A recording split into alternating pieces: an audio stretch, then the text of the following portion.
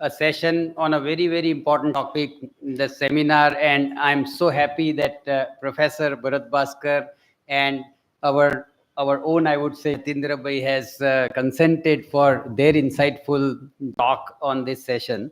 So Indian century, of course, nothing great to talk when we have the experts here, but we know that everywhere we are seeing India's decade, and the next time, and then we talk about naturally the India's decade will put us into the role and the momentum, and thus it's rightly said India's century.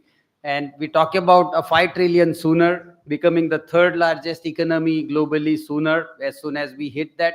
And then certainly by 2047, that the vision of our honorable Prime Minister, that we would be a developed economy.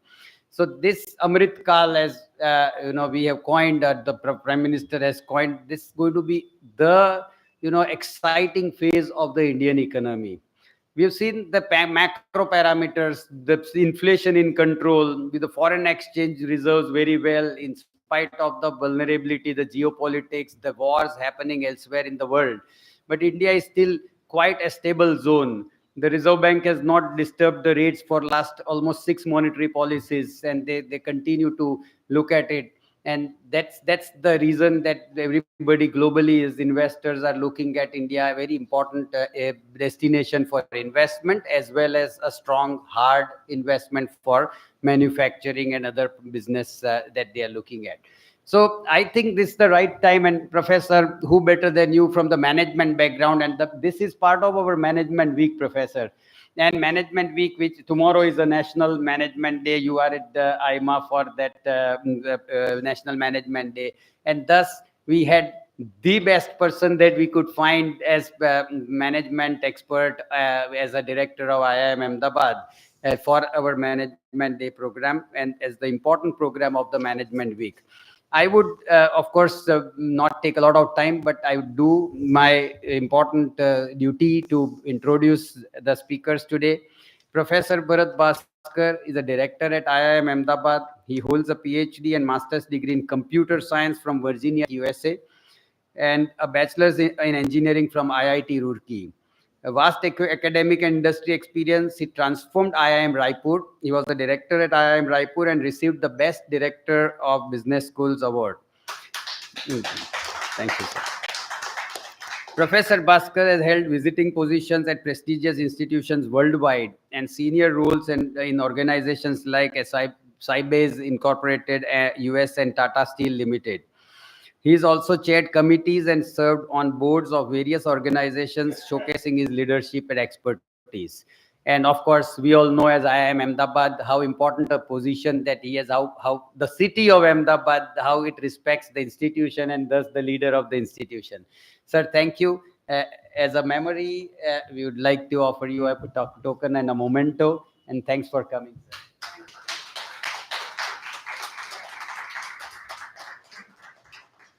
I'll also introduce Yatindra bhai, who is, the man who is part of this institution, and then, of course, hand over the talk to both the honorables or our honored speakers. Shri Yatindra bhai Sharma, Managing Director, KHS Machinery Private Limited, a joint venture with KHS Germany. Specializing in turnkey solutions for beverage and food packaging. The leaders, the global leaders that KHS, and he has been a leader managing this for so many years till recently. KHS, under his leadership, has become a market leader in India, serving clients like the large Coca-Cola's, PepsiCo's, Nestle's. And he has a distinguished profile, having won numerous awards in manufacturing and export excellence. He has held leadership positions in industry associations and actively engages with government bodies and industrial policies.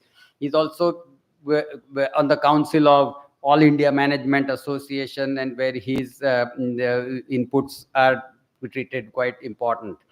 Mr. Sharma is involved in various educational and development initiatives, serving as Vice President of DDU Alumni Association and mentoring at the Yatindra Sharma AMA Academy.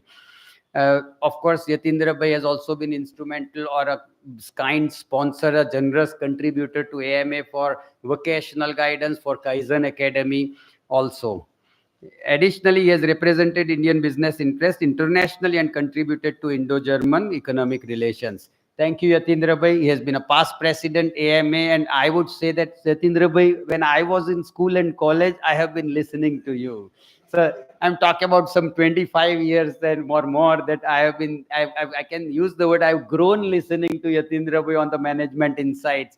And so we had him as a pick, and we are lucky that today Professor Bhasker and Yatindra Bhai are with us on the Management Day program. We'll also honor Yatindra Bhai with a token.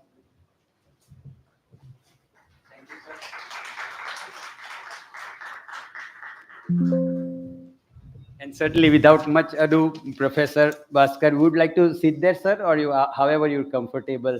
And we were happy to have your views on the Indian century management, managing growth with transformation. This is under the auspices of our past president, PVR and IR and Management Research Center, sir. Over to you, sir. Please. Thank you.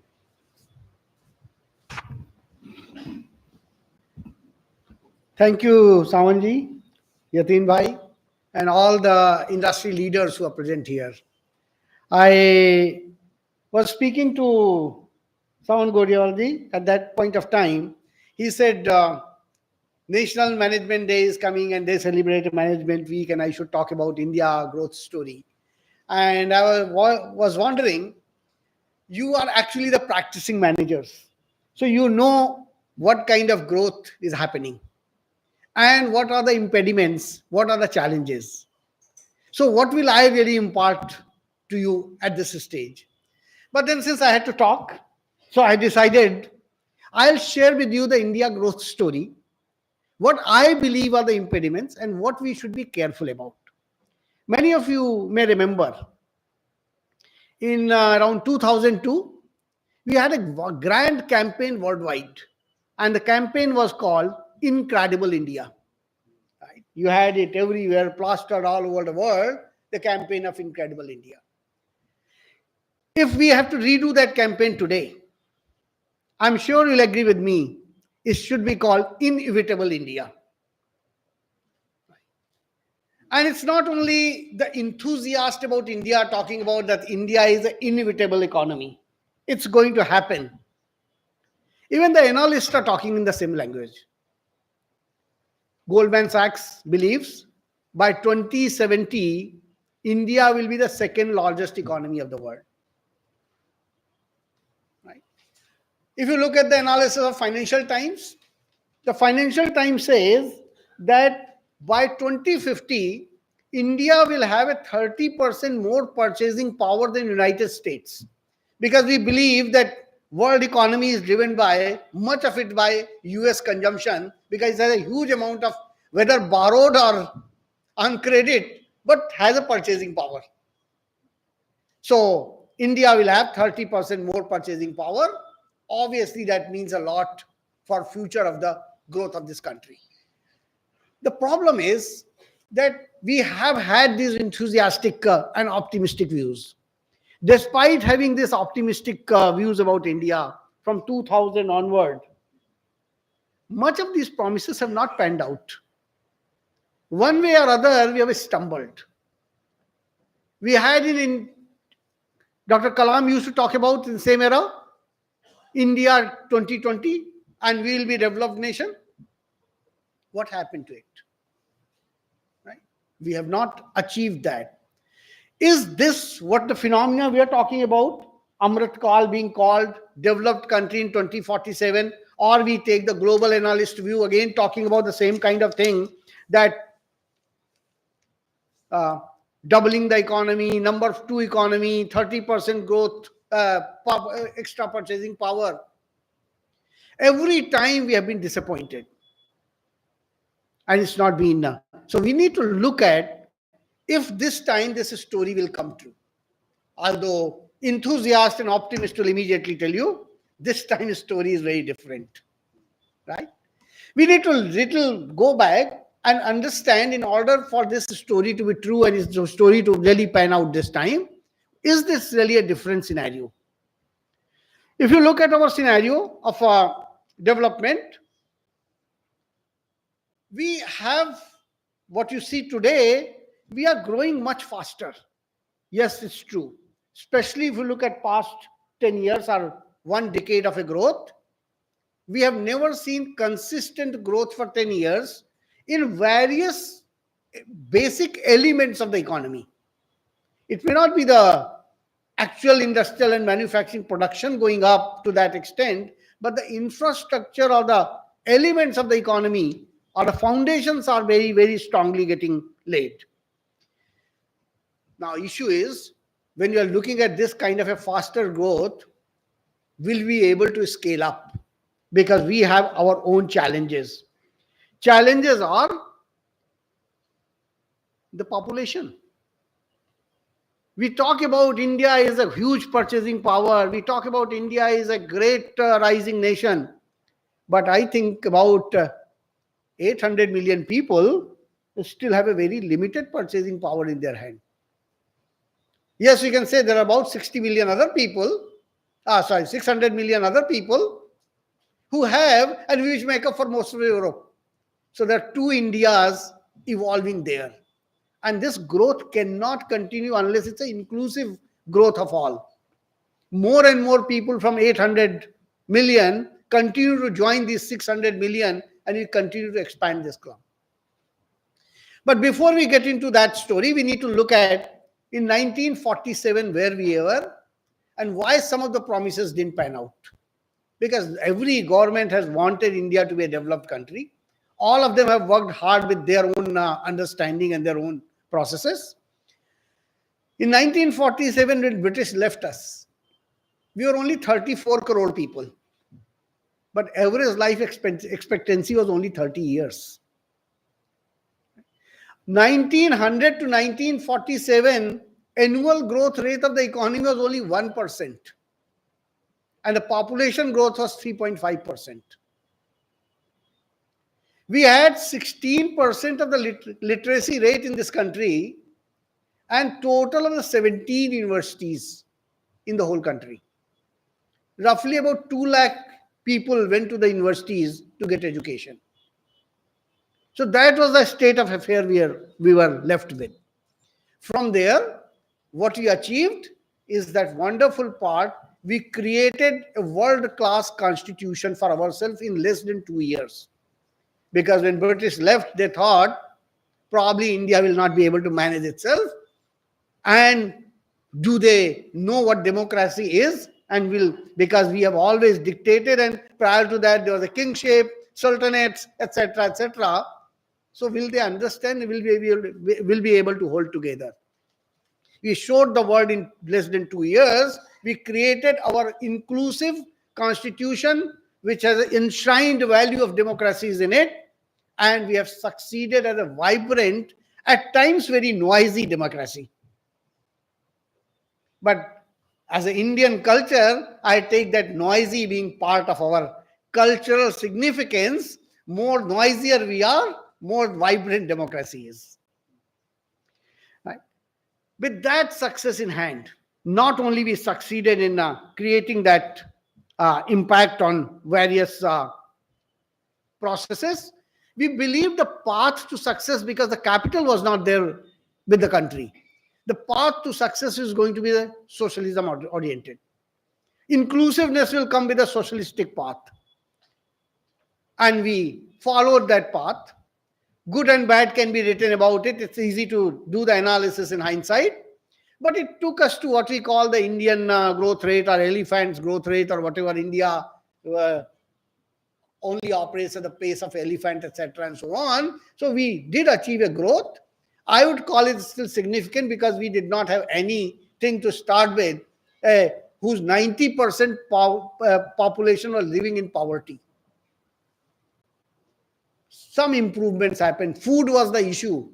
Food security was the issue, although excess of that is causing problem today, what we see at Haryana border or Punjab borders. Now we have too much production, but that was necessitated at that point of time just to feed our stomachs. From that challenge, we came to a new era or a different era altogether. And we have shown to world, despite, remember, in when socialism we adopted, etc. and so on, People thought what kind of vibrant economy they will be. Will they be democratic at all over a period of time? Because we are all kind of upsurges, upheavals, secessionist movements at various corners of the country, etc., and so on. But what they didn't realize that democracy to Indians has not been given by a person, not by any party. It's integral part of our DNA.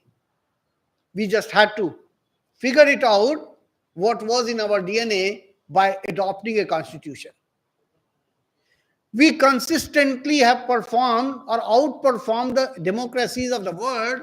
How many democracies in the world can say they can have an election using electronic voting machines?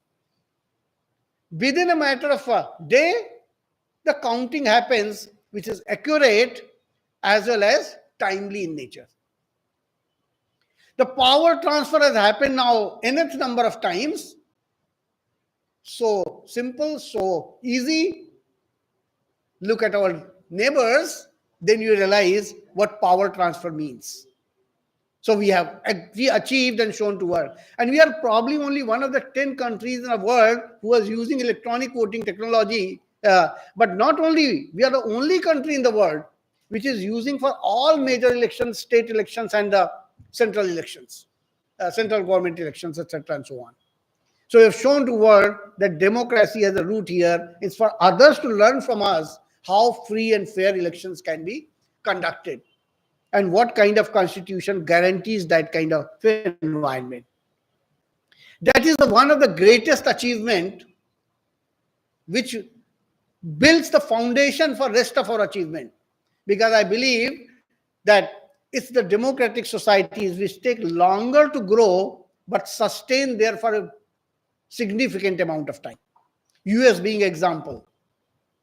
It took time. First civil war or their civil war. Post that, once they started the journey of innovation and growth, they've continued and sustained themselves for now more than a century. A lot more than a century now. And it's the rooted value of democracy which causes them to happen. But on the economic front, we have although adopted a part of socialism, opportunity did come to us. An opportunity came for first time to us when actually America was looking to de-risk the production and diversify into other countries.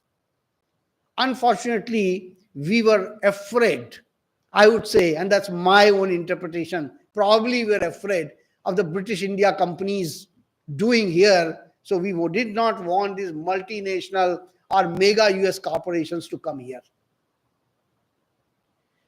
This was all happening in 70s when the US wanted to extend its hand and grow its economy by partnering with the Indian economy. We were closing our doors. While China in late 70s started opening its doors.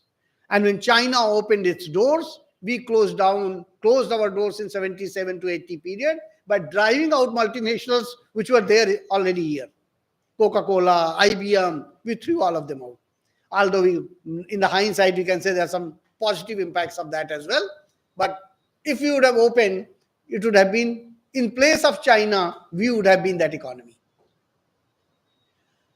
No matter what, it's a second opportunity, came because of a compulsion.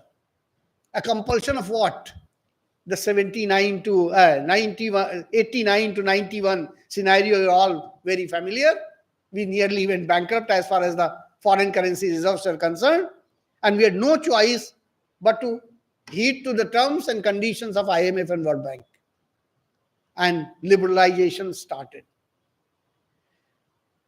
The moment liberalization started, the economy opened up.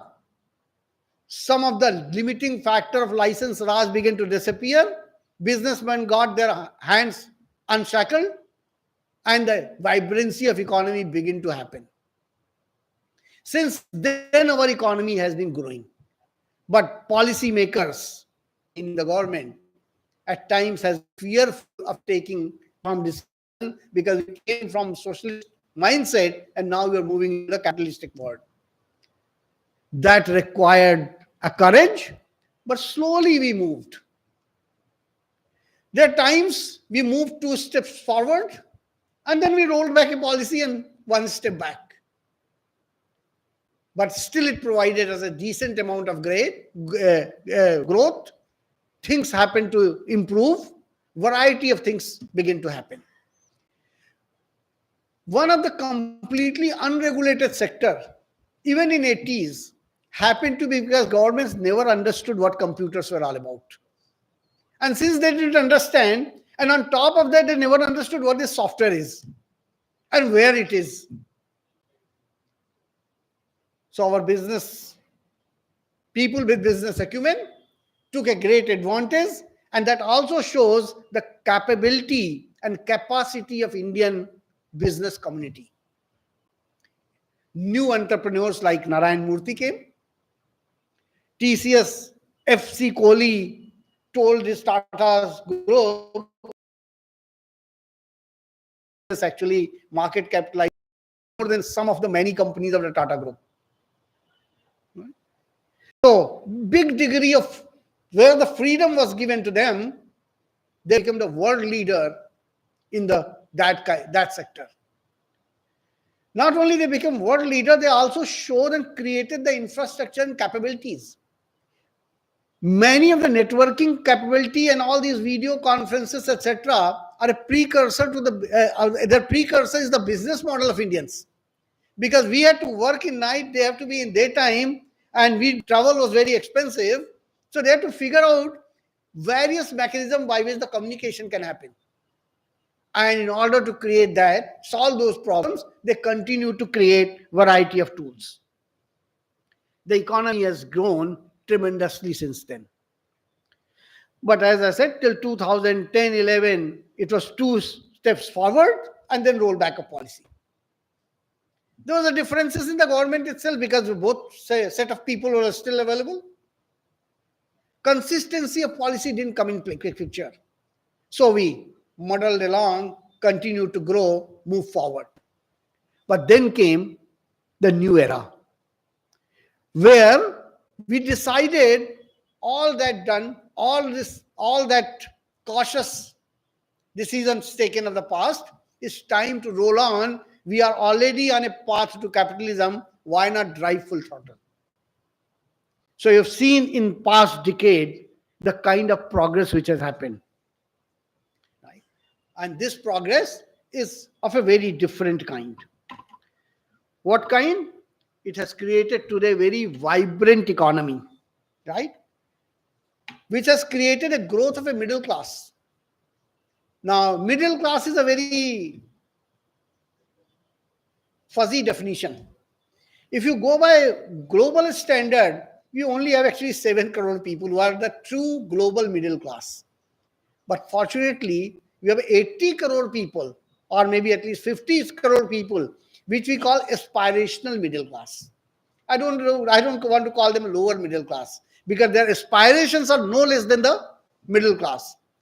First opportunity they try acquiring what middle class would like to acquire. Sometimes they go overboard by their saving, etc., and so on. So we truly have an effective 47 to 57 crore middle class or aspirational class, which would like to consume and which makes us one of the largest consumers of the world. With that kind of a environment, let us see what we have done in past 10 years. In past 10 years, we have achieved, when British left us, there was 3% electrification. Today, we have 100% electrification. Water supply or water from the tap, the recent mission of a government of India, from 17% households, it has reached to 49% households, right? From 32 crores, now almost 80 crore people are getting the water supply. We have also gotten an infrastructure, a road being constructed 10,000 kilometers per annum. And that's a tremendous growth for the future of this country. It doesn't produce, but it facilitates the logistics, facilitates the production, facilitates the supply chains. Other aspect which has happened is that mobile phones. Everyone you look at is carrying mobile phone. There are almost 1 billion mobile phone users in this country. There are almost 80 crore fixed internet users. And look at the data speed they are deriving. On a mobile phone, you get about 14 to 15 megabits per second, which means one full song can be downloaded in 1 second. And that's why we are streaming movies, etc., watching shows, etc., in mobile. You look at fixed data speed, that's about 48 Mbps.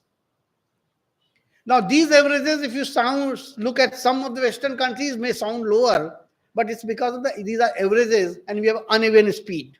And certain village parts is a lower speed, other parts a much higher speed. So with that kind of a mobile data connectivity, we have become the world's largest data consumers. USA and China's total data consumption combined is lesser than India's data consumption. And the cost, not even a fraction of what Western people pay.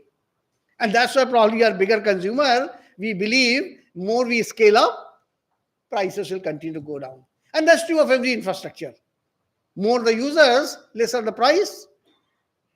So we have shown that to the world, but what it has given us an opportunity to address the unaddressable people. With everyone having mobile in hand, today, whether it's in your taxes, whether it was a COVID time, COVID application, through which no country can say in a single day 1 crore vaccination were achieved, and all that was updated in a COVID and certificates were also delivered. That's because of this infrastructure or a public digital infrastructure which we had developed. On that, this application thrives. With 80 crore people out there, it's a biggest market space. And that market space has come alive. You see the newer generation people creating multiple applications, what we call the unicorns, out of these. India has become third largest startup country. Because of this public infrastructure, 75 to 80% of the startups are because of this public digital goods infrastructure. There are two stories of the growth in India right now. This is the digital infrastructure growth, and I can continue to talk about that, but I think you are all quite familiar with. And this story gets talked about again and again at multiple places. The software, the applications, the mobile-based applications, various government public utility applications I talked about. And the biggest of all, we have shown to the world we are innovators, is the UPI. Right? Actually, MasterCard and Visa are worried about UPI, and they're not allowing us to come in many of the countries. Right? Because UPI, the cost of transaction to either side is, and MasterCard, Visa thrive on that cost of the transaction. So the shopkeeper also in India will say, card nahi lena, UPI kar do. Either give cash or UPI. Otherwise, 1%, 2% add the value. Because that cost transaction fee wants to derive from you only. We are doing roughly about 41 billion transactions, beating China now. Because China was in a financial transaction ahead of us. But today, from sabji wala to ready wala to anybody you go, everybody is on a UPI. Right.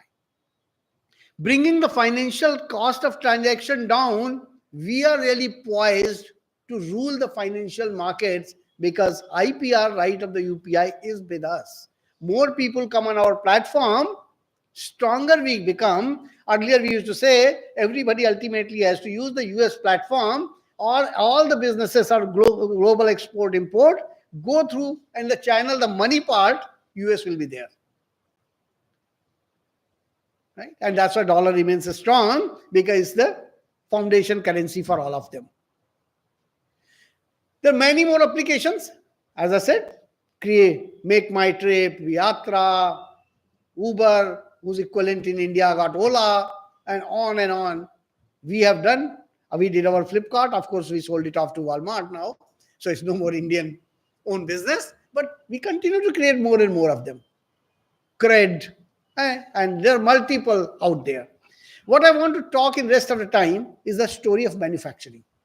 Because we are a large country, the wealth distribution also has to happen. And that cannot happen by digital goods, because it creates that 6 crore or 7 crore of the middle class into a upper and a further upper middle class. Others are deriving advantage of it, but they don't derive monetary value out of it. The wealth distribution does not happen because they don't have the capability. They cannot write programs, apps, etc. and so on. They cannot participate in the benefit of that economy. To a certain extent they can. For example, in Flipkart and Amazon, they are saying now you are a craftsperson, you are a small store, I can onboard you, etc. and so on. And you will find a bigger marketplace. But that's only a limited role. How many of them they'll be able to onboard? So the opportunity lies for us is in manufacturing. Because fortunately for us, America and China are on diverse mode. And because of that distance between America and China, America is looking for de-risking its manufacturing from China, especially what went on for past 2-3 years. And where they can de-risk, only opportunity is India, there's no choice. They can think of Ireland, there's hardly any population.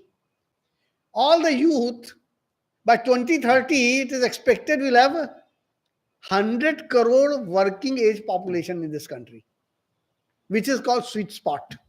And our sweet spot will continue till about 2047, 2050. And that's why our Prime Minister calls it a Amrit Kal. But this Amrit Kal will become Amrit only if this 100 crore are being put for the benefit of the economy. Otherwise, Amrit Kal can also become Vish Kal. Right?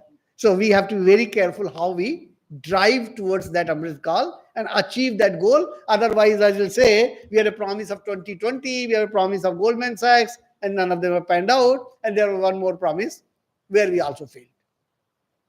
So in this context, we need to talk about, we have an opportunity again, which we had in 70s and 80, late 70s and 80 to be the business of be the country of the manufacturing. Today, by de-risking in China, now Apple is trying to manufacture about 20 million iPhones in India, which means at least 50,000 more jobs. Micron wants to de-risk China. They are coming to Gujarat. And on, we have to create, which means a doing ease of business environment.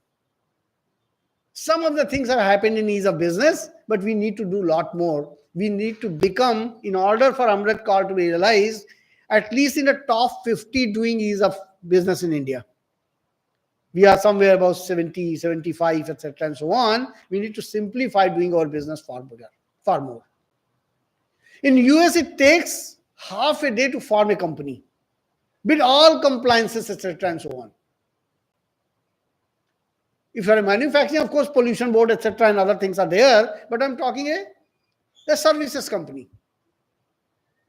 I don't think you can even do that in India. We need to reach that stage, at least in the sectors where multiple players are not involved or multiple pollution board, land board, etc. are not involved.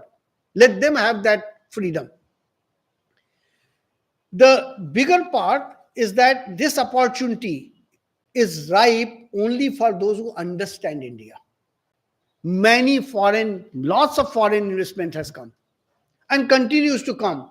And many of them dabble at the first phase and then they walk away.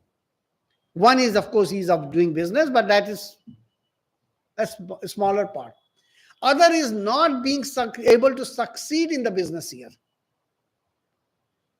Those who have succeeded, we need to learn from their story. We are a very different story. We need to look at our consumer class again. Our consumer class is an aspirational middle class. That's why in this country, luxury cars are selling enough, but the most popular car is which? Wagon R. 41% of the market share is held by WagonR. Maruti has decoded the code of India. It can also create luxury car and begin to compete. But it's a marginal player in the rest of the world. But in India, against the giants, is the largest player. They have tried attacking it from various angles. Nobody has succeeded because they understand the DNA or a genetic code of India where their money code resides. We are a frugal investors. A person who can afford even a slightly higher car will probably buy WagonR. He'll say, "Ek car le lenge for the luxury, etc. to show off, but for daily travel, it should be WagonR or some small car." And that's our mindset. So one has to decode that mindset. As a cultural sensitivity, McDonald's has succeeded greatly in this country. But you see what they have done? And they made many people billionaires or millionaires. The franchisees, almost every franchisee is a billionaire now. But they Indianized their product. They never thought of veg burgers. And today their offerings are all veg burgers. Their offerings are also family-oriented offerings because they have figured out Indians don't come like a young person in America who just picks a burger and walks and eats. They come as a family, so there should be in my product offering something for everybody in family. So we need to understand and decode that code. The market is going to be always at masses, what C.K. Prahalad calls bottom of the pyramid. And India is the example. What he was talking about, create the products for bottom of pyramid like sachet, etc. for the. But what I am saying is, even those large scale products, but achievable by masses, or at least I can aspire to achieve. If the car starts at 30 lakhs, my income is 5 lakh or 6 lakhs per, and which is where most of the middle class of India, what I call aspirational middle class lies, will not even try achieving it. But if the car is $7,000 or 5 or 6 lakhs, he will achieve it. And next time he'll achieve a slightly higher version. And that's what Maruti does, tries graduating them one by one. So that's the kind of a model we need to pursue in Indian context. Look at the products which we have. Second is when you're looking at these products, be careful. The disruption may come from a profitability perspective. You have seen the US industry was manufacturing, or US was manufacturing its own industry. That industry moved away to Japan. From Japan, it moved to Korea. And from Korea, it moved to China. We need to understand the reason it moves. We are getting this opportunity, but there'll be somebody trying to wait and waiting for this opportunity to come. And what happens? You can understand that by story of steel mills in America. US was the largest steel maker at one point of time. Nobody else actually undid the story of steel making in America. The steel making story, there are large steel mills, integrated steel plants, and that's what we have in India. And then somebody figured it out that this mini mill has come. So I'll install this mini furnace. Maybe in size of this room, 2 or 3 mini furnaces can be fitted. And they bought the scrap from the marketplace and they'll melt it and they'll make out of it reconstruction bar or rebars. Low quality. Much cheaper. First mini steel mill, cost and capital, etc. is much lower. So the price will be down. Plus they are compromising quality out of the scrap they are manufacturing. It will be cheaper. Their pricing in the marketplace was 20% cheaper than the integrated mills rebar price. Obviously, where will the construction people buy their rebars? They all bought from these mills. They also knew it's a useless quality or a low quality, but they also knew this is going to get buried in concrete. Who will be able to figure it out what quality it was? So, rebars market suddenly began to shift toward mini steel mills. What was the reaction of integrated steel plants? They looked at their portfolio and they wondered about the portfolio and they said, what was the profitability of this rebar to me? 2%. What are the other products in my portfolio? Well, there are angles, there are high-end H bars and I bars, and then there are sheet,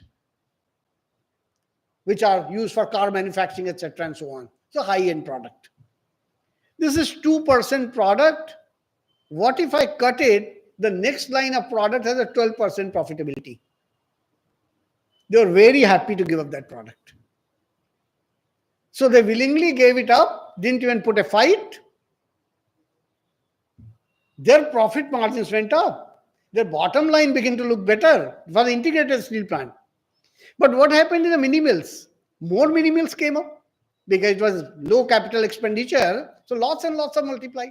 Now they're competing at 20% margin to lower cost. So their margins begin to shrink.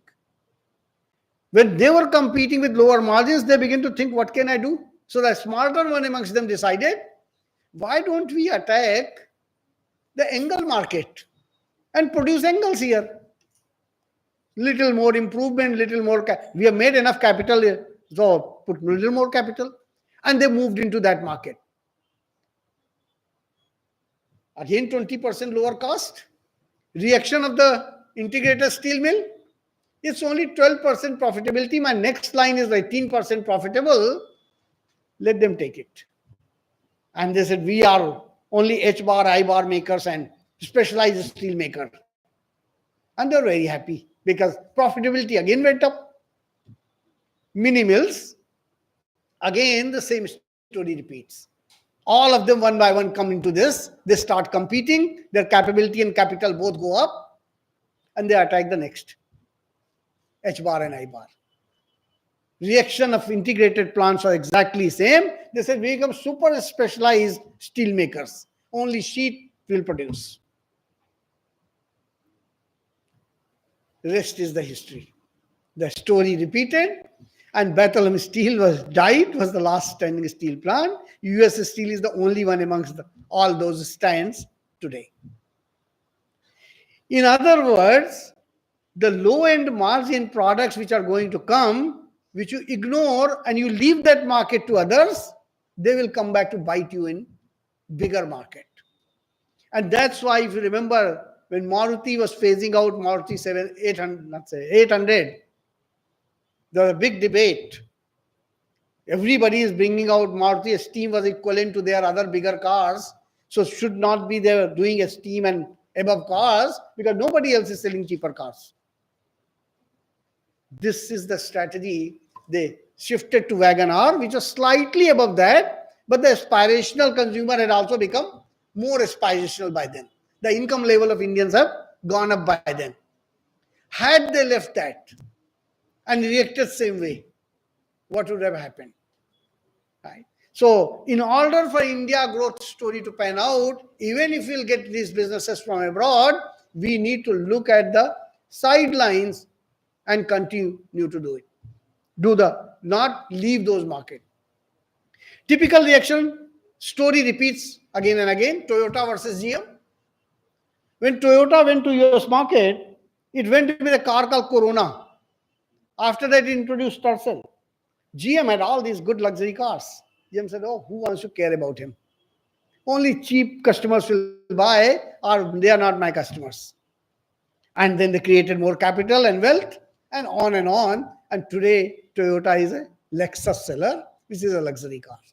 And not only with that capital, they bought out shares of GM.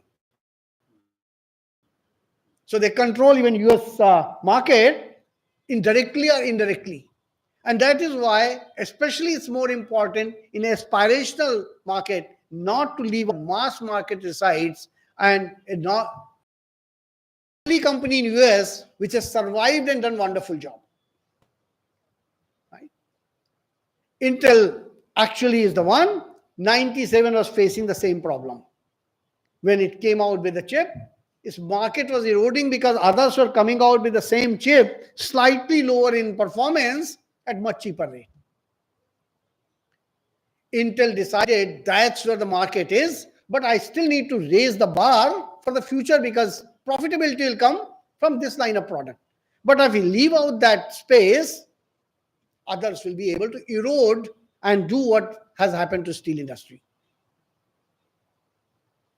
Intel created a line called Celeron, which is the cheapest processor, cheaper than even the AMD and their competitors' processors. And he said, here's a mass market line. I'll produce it in bulk, sell it cheaper than AMD, let them worry about their survival. Why should I worry? There may not be any profitability, or maybe 1%, 2% profitability for me. So you need to guard all those flanks. The Indian manufacturing economy, if it has to thrive, it has to guard against those flanks, because Apple will do the iPhone in India today, but tomorrow Sri Lanka, or you don't know out of which part of the world, another country will have a youth population more available, cheaper, and they'll shift their base there. So for this story to continue, we need to have continuous processing development of this. This story will be true, but we need certain facilitators. As I talked about, few facilitators or few hindrances which have happened in the past. But one is, of course, our domestic policy reforms. As I already talked about, doing business in India is an important aspect.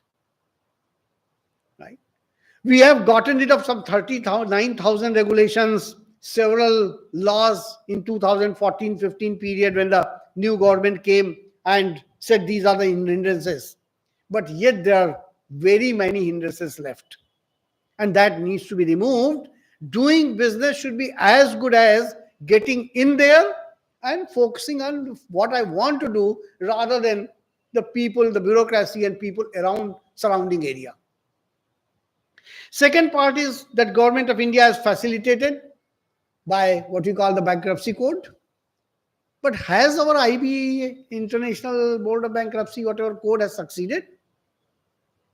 I don't see any major business or major complex or a went for the promise is what, 1 year or some 180 days or 1 year, etc. That 180 days. Never happened before.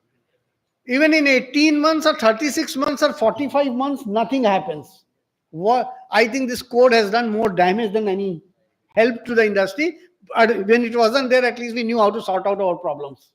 Now, something which was designed to solve the problems early and easily has become a hindrance. You continue to get dates after dates and so on. Right? The permissions from urban local bodies to start the business, one of the biggest hindrances are urban local bodies. Yes, the rules and laws are good.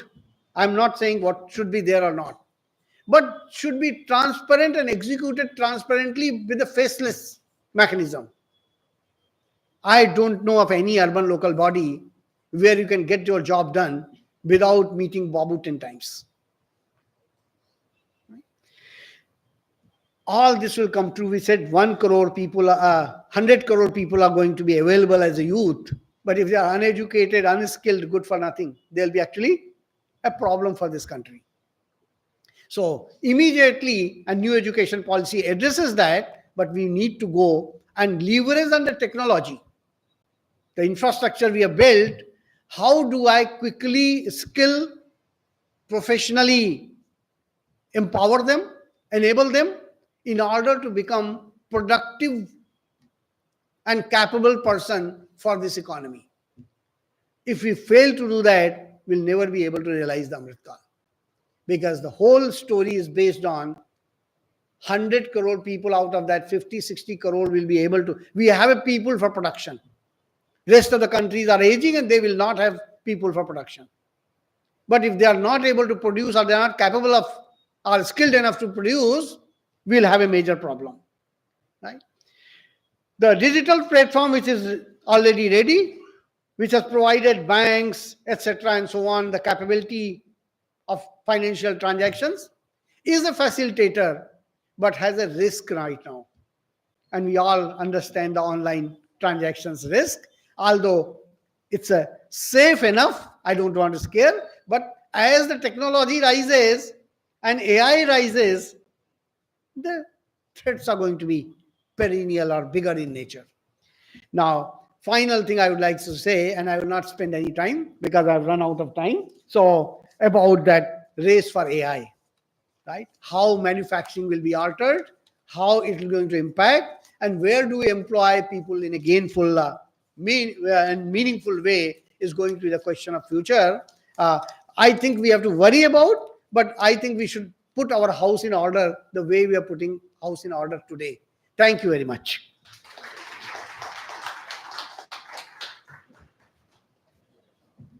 Thank you, sir. Very enlightening. Yatindra bhai, over to you, please. Yeah, thank you.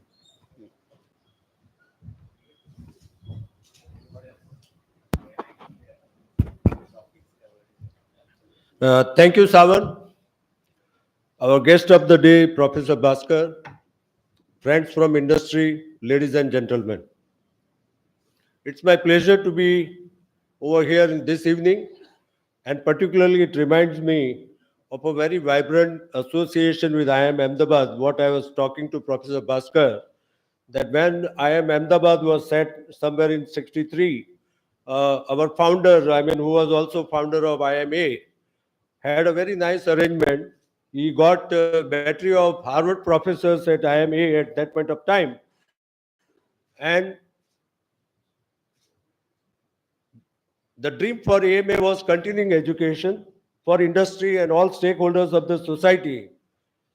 And we were having all those professors who were teaching at IMA during the day. In the evening, they were coming for programs at AMA.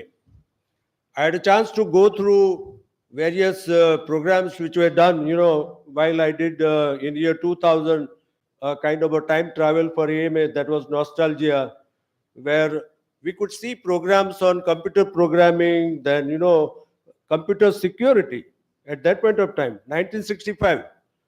And that association has continued with IMA, and I'm really happy to have Professor Bhasker in our premises, and let me hope that we are going to continue this relationship on a more robust foundation. So thank you, Professor Bhasker, for coming over here and giving a very inspirational overview about, I should say, a very inspiring topic while we talk about India's century, and we are talking about managing growth with transformation. I think it is kind of a time travel what we have to go through. What we have done, I think Professor Bhasker has very nicely, woven the entire story, whereby all elements he has visited and he has presented to us. But I think for me, it will be important to pick up certain milestones of our time travel from independence. I think it would be very pertinent. While we had independence, it was led by some of the most brilliant, highly educated, and totally driven lot of people who could even sacrifice their own livelihood, and they went in for freedom struggle. And that was a wonderful time. Sometimes, when I sit back, I always, rue that particular element, that why I was not born in that era. It was so inspirational. And India got independence, and we had our own challenges, and we went through a kind of a time period where our growth was always told as a Hindu rate of growth. But I think somewhere in 1991, 92, again, that was a turnaround for India in terms of inspiration as well as, dreams and everything together in a very difficult situation.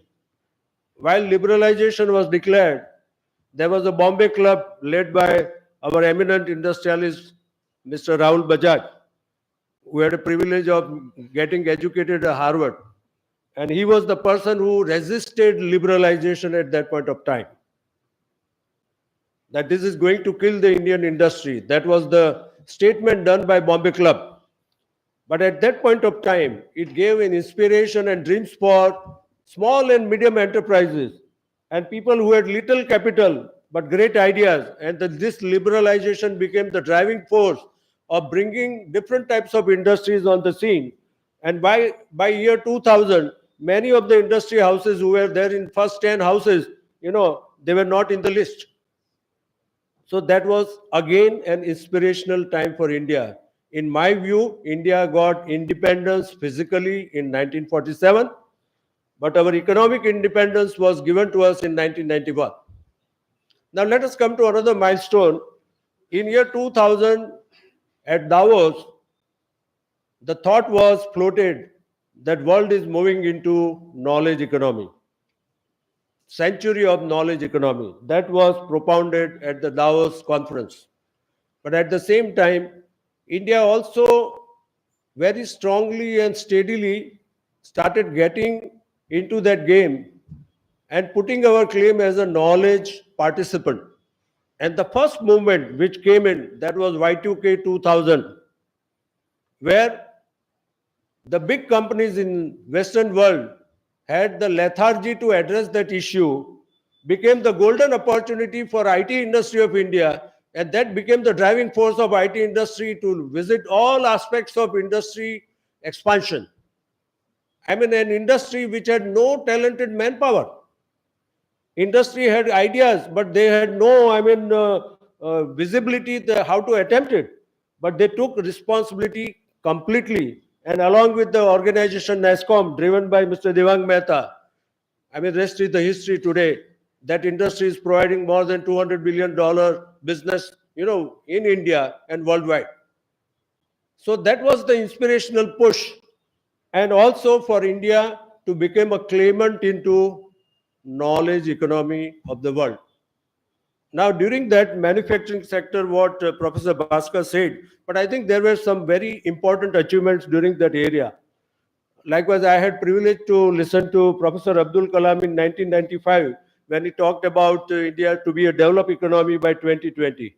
But during that time, I also had a chance to listen to Mr. Jamshed Irani, the chairman of Tata Steel, and he gave a complete story of how Tata Steel became the lowest cost producer of steel in the world.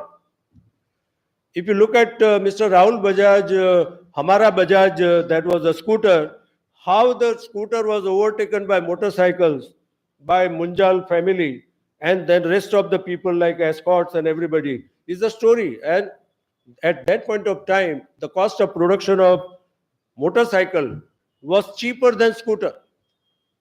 If you look at pharma industry, again pharma industry started producing generic drugs at a very affordable cost. And that drive today is putting India as a major player in generic drug game worldwide. Now, point is that all these things have happened, but the point is that nation is always driven by a dream. We had a dream while we became independent. The dream was generated by people of India at large in 1991. Year 2000, again, the industry became aspirational. But as a country, I think for the first time, after Professor Abdul Kalam, who declared his aspiration, which was definitely inspirational as well as aspirational, I mean, that has to come from the top leader of the country. And this has come from our Honorable Prime Minister. When he became Prime Minister, that India aspires to be a knowledge leader in the world. And that is something which is really a big call which we are taking as a country. All people put together. It is not a small thing what we are going to attempt together in this Amrit Kal. A lot of things have happened. I don't think that we should be really, what I should say, that we should be somewhat cautious or somewhat, worried about such call, because many things have happened in the right way and we have moved into the right direction. Talking about democracy, I think it is one of the strongest, vibrant democracy in the world. If we talk about various measures which have been taken to encourage industry, everything, yes, a lot has to be seen in next 25 to 30 years. And right, point is that India cannot match the best practices of the world now. If we want to be a knowledge leader, likewise, our Honorable Prime Minister is saying Vishwaguru. If we really want to be, then we have to create our next practices. Not that we have to match, we have to benchmark against, the best of the world and try to match them. We have to go beyond. And if we want to go beyond, there are certain building blocks for nation, for society, which are very, very important. In my view, there are three things which are very, very important: education for all, health for all, and livelihood for all. Unless we have these three elements addressed properly, I don't think we have a chance to play our role in a manner what we are aspiring. It is very, very important. If you look at education, yes, our IITs are churning out best of the engineering graduates, our IIMs are, churning out best of the management graduates, but I don't think that is the area what we should look. That is just maybe a 3% of our people. If we talk about people who are to be educated at large, it has it has got a big canvas. And when I say education for all, it is a collective effort by government, by society, by industry, everybody put together. It cannot happen only by government initiative. Likewise, one of the major driver can be industry. Today, if we talk about CSR funds which are being given by industry, they are running into a range of 20 to 30,000 crores per annum. It's a big money. Industry has to sit down and analyze these funds, and they have to take kind of a collective call that where this money should go. What countries like Taiwan, Korea, they attempted maybe 30, 40 years ago to groom the talent in the best of the research institutes, in the best of the educational institutes worldwide, and have them back in their countries. I think India has to do that. We have to talk about developing such talent which can come back and contribute in cutting edge innovations, technology development, educational systems, and we need this kind of resource, and where industry has to play a very important role. Government is also playing their role, but the point is that education is the area where we have to bring it to the all levels. And while I say about education, it is not just engineering education, it is just not law education. I think it is included with the skill development. Why skill development is required? Today, if we talk about some of the major areas which can provide employment, tourism, hospitality, service industry at the ground level, small businesses, these are the areas where industry, government, all put together will have to participate and create such, kind of ecology whereby people can easily access such, instruments, such facilities, and they can develop their capabilities to the next level.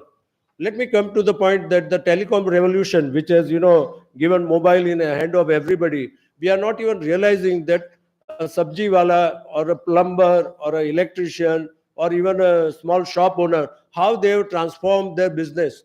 They don't understand the basics of doing a very efficient business. But somehow they were latched on to whatever was available. And today they are trying to create a footprint whereby they can have a larger employment. But the point is that the same thing, if it is taken in a structured manner, where such vocations are taken up with a view to develop small businesses for such individuals at the fraction of cost, that will create a huge leverage for employment as well as economy. Today, if we talk about tourism, I mean, we are having arts graduates, dime a dozen from all institutions. But the point is that if they are taught second language, third language, and then they are, put to the industries as language interpreter, as a tourist guide. I mean, there are so many opportunities where India can create that kind of groundwork, and education becomes very important. Also, education is important to create a kind of responsible, I should say sensible, and also alert individual in the society. Democracy can only survive with such people. Otherwise, it can happen that if in democracy, if one party has got a leading age and there is no option available, we may be driven into a different direction. So point is that education is also important to drive our society in the right direction. So education, health, Corona was a very, very serious wake-up call for the nation. The way in which we have seen, kind of people dying in, second round or in first round, the dear ones were not even able to go to the crematorium. They were afraid that if at all they go, their next chance will come. And if that is the kind of scenario, I think the healthcare and health availability has to play a very big role in improving life expectancy of the people, at the same time giving them a robust health with a robust mind to work efficiently, diligently. And there I think one of the major role which has been played by our Honorable Prime Minister, that is Ayushman Bharat. I think it has been a big deal which has been provided. But I think socialist measures apart, healthcare industry has to innovate. They have to find more affordable way of providing such services for people at large. And that will form the next building block for the nation who would like to drive into the direction where we want to be the Vishwaguru or we want to be the knowledge leader of the world. The third thing, which is equally important, livelihood. Livelihood has to be one of the important driving element for all stakeholders of the society, whether it is government, whether it is industry, whether it is universities. We have to talk about employability. We cannot talk about employment. That's a old hat. We have to get out of that perception. We have to talk about likewise IIMs where people are joining big organization. I think one of the key parameter where business schools should think about that how much employment an individual when he goes anywhere he will generate, where the entrepreneurship, the startups, they will become very, very important. Because this country needs employment, livelihood, meaningful livelihood. Not that our agrarian economy, which is there today, who are piling up at Punjab border and Haryana border with their own agenda in their mind. I mean, people who are having tractors worth 30 lakhs, 50 lakhs, with all ice boxes and everything in the tow, and having a trolley behind. I mean, and these are the people who are talking about farmer demands. This is ridiculous. We have to talk about meaningful livelihood. So let us come to the next point, how we can drive next, what kind of next practices this country has to think about. Likewise, today in automobile technology, we are talking about eco-friendly solutions like EV, hydrogen car, this, that. I had a chance to, look upon various technologies. I think India has to think beyond water pellet engine, not EV, not hydrogen car. It's a water pellet engine. What it is? There is a water tank, there is an electrolyzer in the tank, which will give hydrogen directly to the engine and which will throw out water. No storage, risk of hydrogen. And this will be the future. And India has to attempt that. India cannot talk about lithium-ion batteries. We have to talk about sodium-ion batteries, where many people are not even aware that Reliance has already acquired a company which is going to manufacture sodium-ion batteries. We are talking about hydrogen production by electrolysis. It can be much beyond. We can talk about aluminum, substrates and generate hydrogen at a room temperature. Why not? University of California is doing that. We can do that. Confidence we have to develop. We have to go into such kind of innovation, cutting edge technology development. I would like to see our country to develop their own brand India. Not only that, we are mimicking somebody like, Google, or we are mimicking somebody. We should find our own solutions, and we can find such solutions at much lesser cost than this entire world what is doing. It has been proven time and time and again by various industries, whether it is IT, whether it is pharma, even our space research.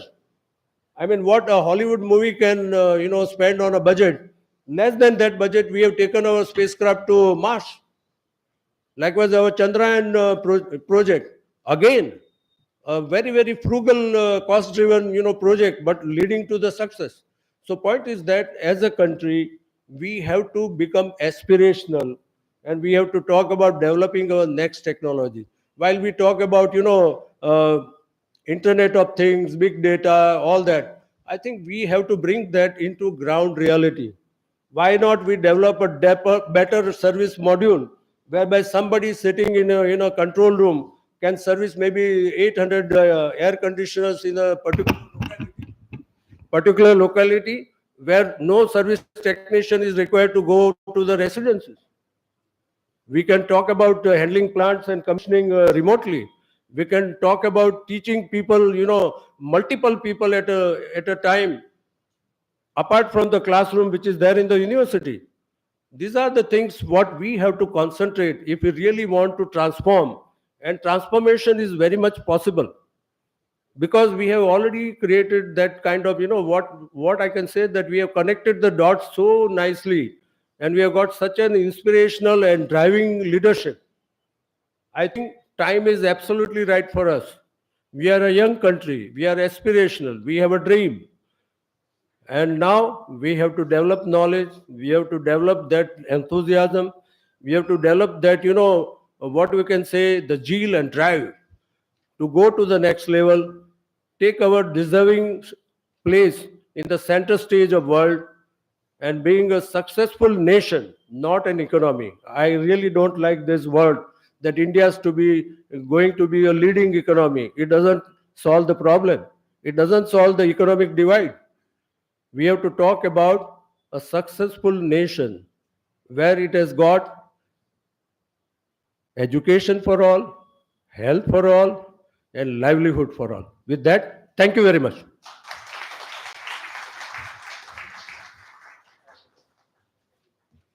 Thank you so much, Yatindra bhai. Yes, we have a 2 minute 20 second that we need additional. And Umesh bhai, please. We'll take another 3 minutes extra, out of which 2 minutes is a video. I'll be happy and I'll be honored and obliged. Today, celebrating Management Week, and on the eve of Management Day, which is tomorrow, is a Management Day celebration across all the LMS. We are happy to launch, under their blessings, our AMS first podcast. We are going to launch it with them. So let us see this video with their blessings. And AMA taking times ahead. The digital platform is also available by our YouTube and now onwards podcast also. So I'll request Professor Bhasker, Shri Sharma Savan sir, to come and just click the button. Sir. Yes, podcast initiative. We have to click any button, so you can, sir.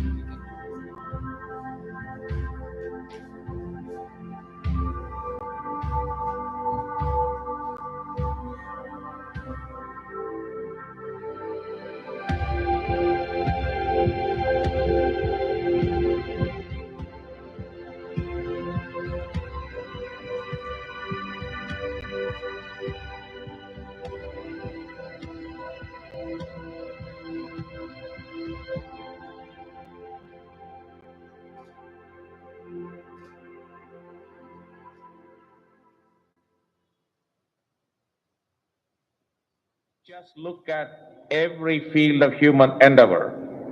India produced some of the best minds in art, in science, in literature, in every field, including politics. I think we need to recreate the India of the 1915 to 1930 frame, where people had something to prove to themselves that they're world class, even though they were colonized.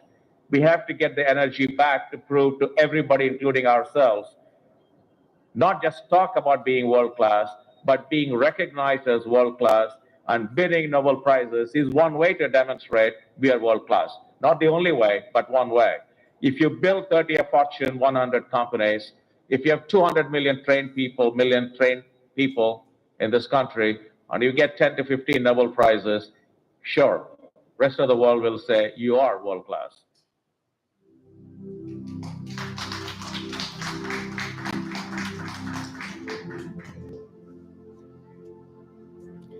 This is the QR code. Everybody can, or whosoever can, please scan, if they can then have this access.